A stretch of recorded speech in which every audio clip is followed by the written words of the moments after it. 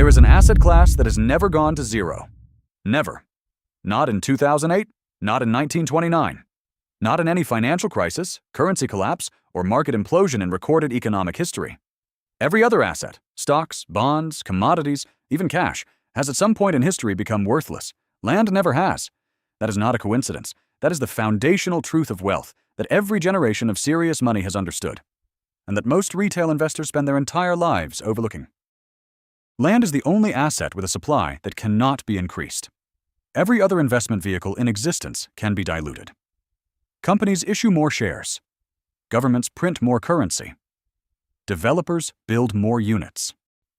But the surface area of the Earth is fixed. The amount of usable, well-located, legally titled land on this planet is not growing, and the number of people competing for it is. That single equation is why land has compounded in value across every century for which we have records. And it is why the wealthiest families in the world, dynasties that have held their position across 3, 4, 5 generations, almost always have land at the core of their portfolio. The Windsors, the Westminsters, the grandes familles of France, the landed aristocracies of Southeast Asia, the cattle and agricultural empires of the American West. The mechanism changes by geography and era. The asset at the center does not. But generational wealth through land is not simply about holding dirt and waiting. The families that have built the most durable fortunes through land understood something more precise. That land value is not intrinsic. It's positional. It is created by what surrounds it, what infrastructure reaches it, and what economic activity concentrates near it. The Duke of Westminster's family did not become one of the wealthiest in Britain by owning land. They became one of the wealthiest in Britain by owning Mayfair and Belgravia, two specific patches of London that sat in the path of 300 years of urbanization, infrastructure investment, and capital concentration. The land itself was unremarkable. The position was everything. This is the variable that separates land as a generational wealth engine from land as a speculative gamble. The question is never simply whether to own land.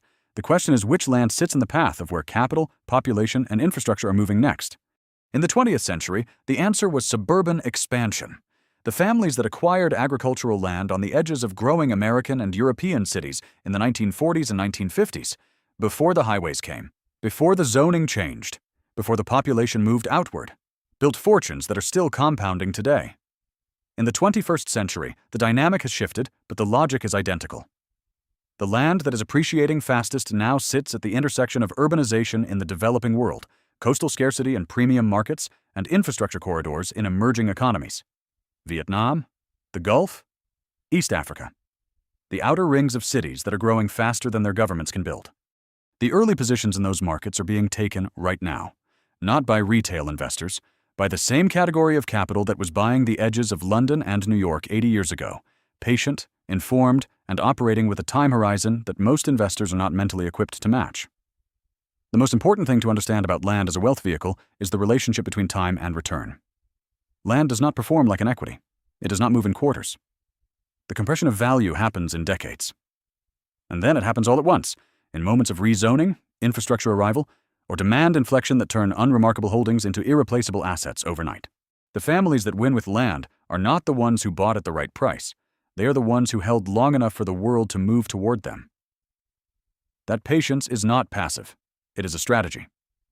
And it is the reason that across every economic system, every political era, and every market cycle in history, the people who owned the land ended up owning everything built on top of it.